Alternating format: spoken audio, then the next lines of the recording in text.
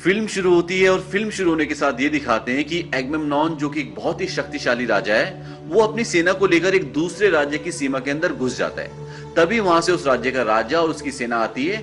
उसके बाद एगमेम्नॉन और उस राज्य का राजा आमने सामने खड़े होते हैं और बात करते हैं। वहां का राजा बोलता है कि तुम अपनी सेना को मेरे राज्य से हटा लो। एगमेम्नॉन बोलता है कि मैं चाहता हूं कि तुम मेरे लिए लड़ो।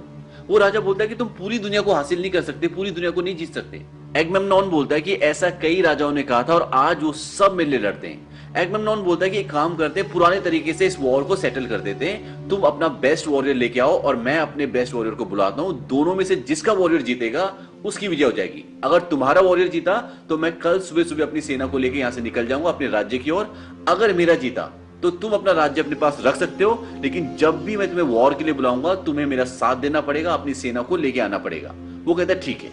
अब वो राजा अपने बेस्ट वॉरियर को आवाज लगाता है, वो अग्रियस। और वहां से एक 8 फुट लंबा चौड़ा तगड़ा इंसान निकल कर आता है जो कि बहुत ही बड़ा वॉरियर लगता है दिखने में। एगमेम्नॉन भी अपने वॉरियर को जोर से चिल्ला के बुलाता है। वो बोलता है अक्लीज, और वहां से कोई नहीं आता। दूसरी सेना के सारे सेनापति जितने भी लोग होते हैं सब हंसने लग जाते हैं। तभी वहां का राजा बोलता है कि बॉगरिस को देख के अक्सर ऐसा होता है। एगमेम्नॉन बोलता है कि तुम्हें पता नहीं तुम किसके बारे में बात कर रहे हो। तभी एक आदमी घोड़े पे सवार होकर आता है। वो बोलता है कि अक्लीज सेना के साथ फौज के साथ नहीं आया। वो कहता है कहां पर है वो कहता है कि हमने किसी को भेजा उसको बुलाने के लिए, वो आता ही होगा। तभी दिखाते हैं कि अक्लीज 2 लड़कियों के साथ सोया हुआ है, बिल्कुल न्यूड।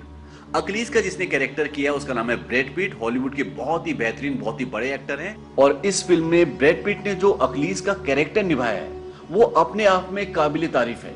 अब अक्लीज उस जगह पर आ जाता है जहां पर युद्ध हो रहा है, जहां पर वो आदमी उसका इंतजार कर रहा है। अक्लीज के आने के बाद एगमेम्नॉन अक्लीज को बोलता है कि तुम्हें इस गुस्ताखी के लिए कोड़े लगने चाहिए। अक्लीज बोलता है कि तो तुम अपनी लड़ाई खुद लड़ लो, और वापस जाना शुरू कर देता है।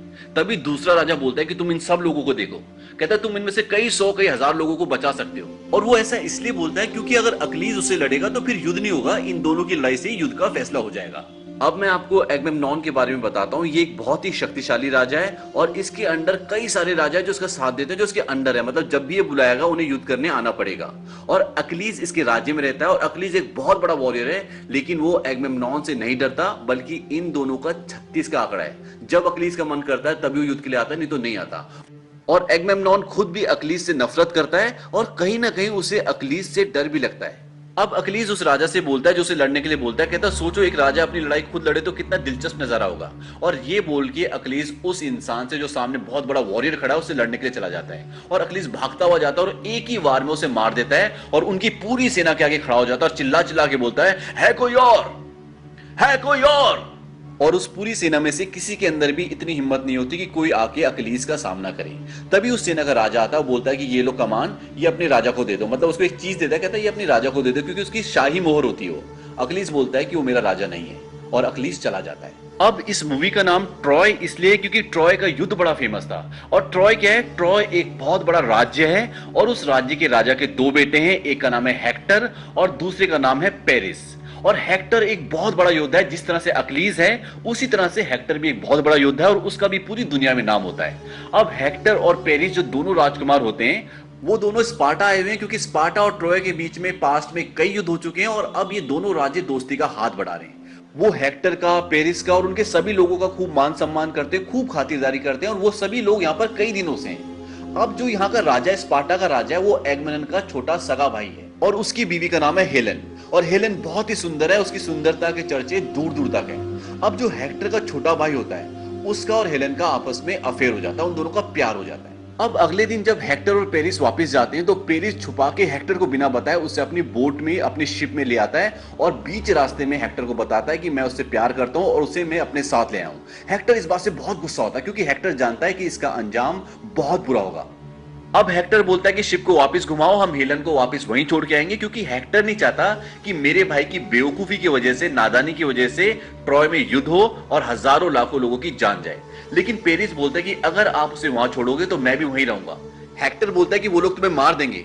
पेरिस बोलता है कि मैं अपने प्यार के बिना नहीं रह सकता और मैं मरने से नहीं डरता। अब हेक्टर को अपने भाई की जिद के आगे घुटने टेकने पड़ते हैं और वो हेलन को लेके अपने देश ट्रॉय आ जाता है। वहीं दूसरी ओर एगमेम्नॉन का भाई एगमेम्नॉन के पास जाता है और बोलता है कि भाई, उन्होंने मेरी पत्नी को चुराकर सिर्फ मेरा अपमान नहीं किया बल्कि पूरे यूनान का अपमान किया है। और अब मैं उनके साथ युद्ध करना चाहता हूं, उन पर आक्रमण करना चाहता हूं, क्या आप मेरा साथ देंगे? एगमेम्नॉन बोलता है कि हाँ, मैं आपका साथ जरूर दूंगा, क्योंकि एगमेम्नॉन कहीं ना कहीं ये खुद चाहता था कि वो ट्रॉय पे कब्जा करे। ये उसका कई सालों से सपना होता है और अब उसे अपना सपना पूरा करने का मौका मिल गया था। अब यहाँ पे एक इंटरेस्टिंग चीज ये है कि अकलीज इस युद्ध में नहीं जाना चाहता, क्योंकि वो एगमेम्नॉन के लिए लड़ना नहीं चाहता। अब रात को जब एगमेम्नॉन अपने साथी के साथ युद्ध की स्ट्रेटेजी बनाता है, यानी उसकी तैयारी करता है, तो उसका साथी बोलता है कि हमें इस युद्ध के लिए अकलीज की जरूरत है। एगमेम्नॉन बोलता है कि अकलीज को कंट्रोल नहीं किया जा सकता, वो ट्रॉय वाले से लड़ने की बजाय हमसे लड़ेगा। एगमेम्नॉन एक डार्क शेड यानी कि एक नेगेटिव शेड का कैरेक्टर है, इसमें एक क्रूर राजा का कैरेक्टर है। उसका सलाहकार बोलता है कि ये बहुत बड़ा युद्ध होने वाला है, ऐसा युद्ध आज से पहले कभी नहीं हुआ होगा और हमें एक महान योद्धा की जरूरत है और अकलीज एक पैदाइशी खूंखार योद्धा है। एगमेम्नॉन बोलता है कि मैं जानता हूं, और वो अकलीज को मनाने के लिए उसके पास एक राजा को भेजता है और वो राजा उसको बोलता है कि उन लोगों ने हमारी बेइज्जती की है। अकलीज बोलता है कि उन्होंने सिर्फ एक आदमी की बेइज्जती की है और उससे मेरा कोई वास्ता नहीं है। वो कहता है कि ये बहुत बड़ा युद्ध होने वाला है और इसमें जो जो योद्धा लड़ेंगे उनका नाम हजारों लाखों सालों तक याद रखा जाएगा, और अकलीज भी चाहता है कि उसका नाम सदियों तक याद रखा जाए, जब तक ये धरती है। अब अकलीज उसे कोई जवाब नहीं देता। अब उसी वक्त, उसी टाइम, उसी दिन अकलीज अपनी माँ से मिलने जाता है और अकलीज की माँ के बारे में ये कहा जाता है कि वो एक गॉडेस है। और यहां पर मैं एक बात आपको और बता दूं अकलीज के बारे में, जो मूवी में नहीं है बल्कि हिस्ट्री में है। कहा जाता है कि जब अकलीज पैदा हुआ था तो उसकी मां ने उसे टखने से यानी कि उसके एंकल से पकड़कर एक पवित्र नदी में डुबाया था और अकलीज का पूरा शरीर अमर था। लेकिन जहां से उसकी मां ने उसे पकड़ा था यानी कि उसके एंकल से, सिर्फ उसी हिस्से को भेदा जा सकता था। अकलीज की मां उसे कहती कि मैं जानती हूं कि वो लोग चाहते हैं कि तुम इस युद्ध में जाओ, लेकिन अगर तुम इस युद्ध में नहीं जाते और मेरे पास रुकते हो तो तुम्हारी खूबसूरत बीवी होगी, उसके बच्चे होंगे, बच्चों के बच्चे होंगे, वो सब तुम्हें बहुत प्यार करेंगे, लेकिन तुम्हारा नाम सदियों तक याद नहीं रखा जाएगा। और अगर तुम इस युद्ध में जाते हो तो जब तक ये धरती है तब तक तुम्हारा नाम याद रखा जाएगा, लेकिन अगर तुम इस युद्ध में गए तो फिर तुम कभी वापस लौट के नहीं आओगे, मैं तुम्हें कभी नहीं देख पाऊंगी। अकलीज बोलता है कि माई, जो तुम बोल रही हो क्या सच में होगा? वो कहती है हाँ, मैं जानती हूँ ये सच में होगा, क्योंकि अकलीज अब कभी वापस नहीं आएगा, वो मरने वाला है। लेकिन फिर भी अकलीज ये फैसला करता है कि वो जाएगा और वो ट्रॉय के युद्ध की तैयारी करता है और ट्रॉय के युद्ध के लिए हजारों शिप्स निकल पड़ते हैं। वहीं दूसरी ओर हेक्टर जब अपने राज्य पहुंचता है तो अपने पिता से बोलता है कि हमें हेलन को वापस भेज देना चाहिए। उसके पिता बोलते हैं कि वो दोनों एक दूसरे से प्यार करते हैं और हमने हेलन के प्यार में पेरिस को बदलते हुए देखा है। हेक्टर बोलता है कि हम अपने भाई के प्यार के लिए ट्रॉय को जलते हुए नहीं देखना चाहते। मेनेलॉस अपने भाई एगमेम्नन के पास पहुंच गया होगा, और मेनेलॉस कौन है? जिसकी बीवी को ये चुरा के लाए वहां का राजा। और वो कहता है कि आप तो एगमेम्नन को जानते हैं कि वो सालों से हमें तबाह करना चाहता है और अगर उन्होंने हमला किया तो हम ये युद्ध कभी भी नहीं जीत सकते। उसके पिता बोलते हैं कि ट्रॉय की दीवारें बहुत ऊंची और आज तक इन्हें कोई भेद नहीं पाया, और ये सच होता है। ट्रॉय की दीवारें इतनी ऊंची होती कि आज तक उसके पार कोई आ ही नहीं पाया होता। हेक्टर एक बहुत ही अच्छे दिल का इंसान होता है और वो नहीं चाहता था कि उसके भाई की प्यार की वजह से, उसकी गलती की वजह से इसकी सजा पूरे ट्रॉय वासियों को मिले। अब वहीं दूसरी तरफ से एगमेम्नन की फौज ट्रॉय पहुंचने वाली होती है। हजारों शिप्स आपको समंदर में दिखेंगे। तभी एगमेम्नन देखता है कि एक शिप बहुत आगे होता है। तभी वो अपने सलाहकार से पूछता है कि कौन है वो कहते हैं कि वो अकलीज है। एगमेम्नन बोलता है कि वो क्या करना चाहता है? वो ट्रॉय के बीच को अपने चंद सैनिकों के साथ फतेह करना चाहता है, ये नामुमकिन है। अब अकलीज का शिप वहां पे उतरता है, बाकी सारे बहुत पीछे होते हैं और अकलीज बहुत ही बहादुरी से लड़ रहा होता है। तभी जितने भी सैनिक होते हैं, जितने भी शिप में सैनिक होते हैं, सब अकलीज अकलीज अकलीज करके चिल्लाते हैं। ये सुनने के बाद, ये देखने के बाद एगमेम्नन थोड़ा सा उदास हो जाता है। तभी उसका एक साथी उसे बोलता है कि उसे लड़ाई जीतने दो, जो मेन युद्ध है उसे तुम जीतना। वो कहता है कि मैंने उसे ऐसे कितने युद्ध दिए थे जिसमें लोग भूल गए कि राजा कौन था, क्योंकि उन युद्ध में, सारे युद्धों में अकलीज का ही नाम होता है, राजा को कोई क्रेडिट नहीं देता, और ये एगमेम्नन बिल्कुल नहीं चाहता था। अब अकलीज अपने साथियों के साथ बहुत बहादुरी से लड़ता है। वहां पर अपोलो के मंदिर होते हैं, वो उन्हें भी लूटते हैं, उनके पादरियों को सबको मार देते हैं और जितने लोग, लड़कियां होती हैं, बंदी बना लेते हैं। तभी एक ऐसा पल आता है जब हेक्टर उसके सामने आ जाता है। वो हेक्टर के सारे लोगों को पहले ही मार चुके हैं और अकलीज के साथ उसके आदमी भी होते हैं, लेकिन अकलीज उसे नहीं मारता। वो बोलता है कि हमारा युद्ध कल होगा, तुम घर जाओ, और वो उसे छोड़ देते हैं। अब अकलीज जब अपने खेमे में आता है तो वहां पर देखता है कि एक लड़की बंदी बनी बैठी होती है। उसका आदमी उसे बोलता है कि हम इसे अपोलो के मंदिर से बंदी बनाकर लाएं, और ये लड़की होती है हेक्टर की कजन। अब वो अकलीज को बोलती है कि तुमने मंदिर के पुजारियों को मारा। अकलीज बोलता है कि मैंने कई लोगों को मारा, लेकिन पुजारी उनमें से कोई भी नहीं था। तो वो कहती है तुम्हारे लोगों ने मारा होगा और अपोलो देव इसका बदला लेंगे। अकलीज बोलता है फिर इंतजार किस बात का है? वो कहती है कि सही वक्त आने का। अकलीज बोलता है कि उसके पुजारी मारे गए, उसकी सेविका बंदी है, और कौन सा सही वक्त आने की देर है। अकलीज समझ जाता है कि रॉयल फैमिली से और वो बहुत सुंदर भी होती है। अकलीज उसे बोलता है कि तुम्हें डर लग रहा है। वो कहती है मुझे डरना चाहिए, वो कहता है कि तुम्हें डरने की कोई जरूरत नहीं है, तुम यहाँ सेफ हो। तभी अकलीस का एक आदमी वहां पर आता है, वो बोलता है कि राजा एगमेम्नॉन ने आपको बुलाया है जीत का जश्न मनाने के लिए। अब अकलीस वहां पर पहुंचता है, वहां पर और भी कई सारे राजा होते हैं। अकलीस के वहां पहुंचने के बाद राजा सबको भेज देता है। एगमेम्नॉन बोलता है कि तुम्हें क्या लगता है कि आज की जीत के लिए लोग तुम्हें याद रखेंगे? लोग हमेशा राजा को याद रखते हैं। अकलीस बोलता है कि जब हमने वो किनारा जीता तब राजा उस किनारे से बहुत दूर बीच समंदर में था। एगमेम्नॉन बोलता है कि तुम्हारे आदमियों ने अपोलो के मंदिर लूटे। अकलीस बोलता है कि तुम्हें जो कुछ भी चाहिए तुम ले सकते हो, मेरी तरफ से तुम्हें गिफ्ट है। एगमेम्नॉन बोलता है कि मैं पहले ले चुका हूं, और तभी वो अपने आदमी को बुलाता है और उसके आदमी उसी लड़की को लेके आते हैं जिससे अभी अकलीस ने वादा किया था कि तुम्हें यहाँ पे डरने की जरूरत नहीं है। अकलीस उन आदमियों को बोलता है कि अगर तुम अपने घर जिंदा वापस जाना चाहते हो तो इस लड़की को छोड़ दो। तभी वो लड़की बोलती है कि आज पहले बहुत खून बह चुका है और मैं नहीं चाहती कि मेरी वजह से और खून बहे, और अकलीस चुप हो जाता है। ये देखने के बाद एगमेम्नॉन एकदम शॉक्ड हो जाता है। वो कहता है कि एक लड़की ने महान योद्धा अकलीस को चुप करवा दिया। वो अकलीस को चिढ़ाने के लिए कहता है कि आज रात को ये लड़की मुझे नलाएगी और उसके बाद कौन जाने क्या हो। ये सुनने के बाद अकलीस को गुस्सा आ जाता है। वो कहता है कि मैं कफन ओढ़ने से पहले तुझे मौत की नींद सुला चुका हूंगा, और वहां से चला जाता है। अगले दिन जब सब ट्रॉय से युद्ध करने के लिए जाते हैं तो अकलीस के जो खास सैनिक होते हैं जो सिर्फ अकलीस के लिए लड़ते हैं और बहुत ही अच्छे वॉरियर होते हैं, वो अकलीस के पास आते हैं, कहते हैं सब युद्ध के लिए जा रहे हैं। अकलीस बोलता है कि हम में से कोई भी युद्ध में नहीं जाएगा, हम युद्ध नहीं लड़ेंगे। वहीं युद्ध के मैदान में एक तरफ हेक्टर और उसका भाई पेरिस आते हैं और दूसरी तरफ एगमेम्नॉन और उसका भाई आते हैं। अब पेरिस एगमेम्नॉन के भाई को बोलता है कि ये युद्ध हेलन की वजह से हो रहा है, क्योंकि मैं भी हेलन से प्यार करता हूं और तुम्हारा भाई भी उसे चाहता है। तो एक काम करते हैं, इसके और मेरे बीच में युद्ध होगा और जो जीतेगा वो हेलन को ले जाएगा और इस लड़ाई को, इस युद्ध को यहीं खत्म करते हैं। एगमेम्नॉन ये नहीं करना चाहता क्योंकि वो अपने भाई की बीवी के लिए नहीं आया, बल्कि वो ट्रॉय को हासिल करना चाहता है। उसका भाई उसको साइड में ले जाके बोलता है कि मुझे इसको मारने दो, उसके बाद तुम हमला कर देना, ट्रॉय भी तुम्हारा हो जाएगा और मेरा बदला भी पूरा हो जाएगा। अब पेरिस और एगमेम्नॉन के भाई की लड़ाई होती है और पेरिस को एगमेम्नॉन का भाई मारने वाला होता है कि तभी बीच में हेक्टर आ जाता है और वो एगमेम्नॉन के भाई को मार देता है। तभी एगमेम्नॉन युद्ध का ऐलान कर देता है और वो ट्रॉय पे हमला कर देते हैं। क्योंकि आज अकलीस युद्ध में नहीं आया तो उनकी सेना कमजोर पड़ जाती है और उन्हें बहुत बुरी तरह शिकस्त देखनी पड़ती है और उनके बहुत बड़े बड़े वॉरियर भी इस युद्ध में मर जाते हैं और वो लगभग हार ही मान चुके होते हैं, उनके सारे साथी सभी कुछ। और उनके साथी जो होते हैं, उनके जो सैनिक होते हैं, वो ये भी कहते हैं कि हम आए थे यहाँ पे हेलेन के लिए, रानी के लिए। अब जब उसका पति राजा ही नहीं रहा तो युद्ध का मतलब ही नहीं बनता। तभी रात को एगमेम्नॉन के यहाँ पे मीटिंग बैठती है। वो कहते हैं कि हमें अकलीस की जरूरत है, अकलीस के बिना हम ये युद्ध नहीं जीत सकते, हमें उसे और उसके आदमियों को मनाना पड़ेगा। एगमेम्नॉन बोलता है कि अब मैं उससे चाहे कितनी रिक्वेस्ट कर लूं वो युद्ध में नहीं आएगा। तो वो बोलते हैं कि वो लड़की क्या है? वो बोलता है कि मैंने उसे छुआ भी नहीं, मैंने अपने सैनिकों को दे दी। तभी भारी दिखाते हैं कि उस लड़की के साथ वो सैनिक कुछ ज्यादती कर रहे होते हैं। तभी अकलीस आता है, उनमें से एक को मार देता है और उसे उठा के अपने खेमे में ले आता है। वो अकलीस से पूछती है कि तुमने एक महान योद्धा बनने का जीवन क्यों चुना? वो बोलता है कि मैंने नहीं चुना, मैं पैदा हुआ और आज मैं एक योद्धा हूं। अकलीस उससे बोलता है कि तुमने अपना जीवन देवताओं पर न्यौछावर कर दिया। एरिस युद्ध के देवता के बारे में क्या कहोगी, जो अपने हाथों मारे गए लोगों की खाल की चादर बिछाता है? वो बोलती है कि मैं बस इतना जानती हूँ कि हमें सारे देवताओं का सम्मान करना चाहिए। अकलीस बोलता है कि मैं तुम्हें एक राज की बात बताता हूँ जो पुजारी मंदिर में नहीं बताते। वो बोलता है देवता हमसे जलते हैं क्योंकि हम अमर नहीं है, कोई भी पल हमारा आखिरी पल हो सकता है। हर चीज हमारे लिए खूबसूरत है क्योंकि हमें मरना है। जितनी खूबसूरत तुम अभी लग रही हो फिर कभी नहीं लगोगी, हम फिर कभी यहाँ नहीं होंगे। वो बोलती है मैं तो तुम्हें जंगली समझती थी।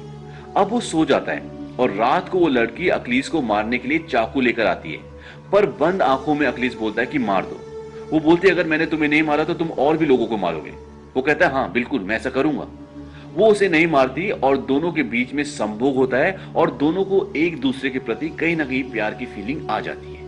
अब अकलीस ये फैसला कर चुका है कि वो युद्ध नहीं करेगा और वो वापस जाने की तैयारी करते हैं। वो अपने आदमी को बोलता है कि नाव में सारा सामान लाद दो, हम कल सुबह निकलेंगे। अब होता क्या है कि उसी रात को ट्रॉय वाले इन पे हमला कर देते हैं। हालांकि ये युद्ध के रूल्स के खिलाफ है और हेक्टर इस चीज के लिए मना भी करता है, लेकिन हेक्टर की कोई नहीं सुनता और वो रात को जो ट्रॉय के सैनिक होते हैं सारे मिलके वो उन पे हमला कर देते हैं।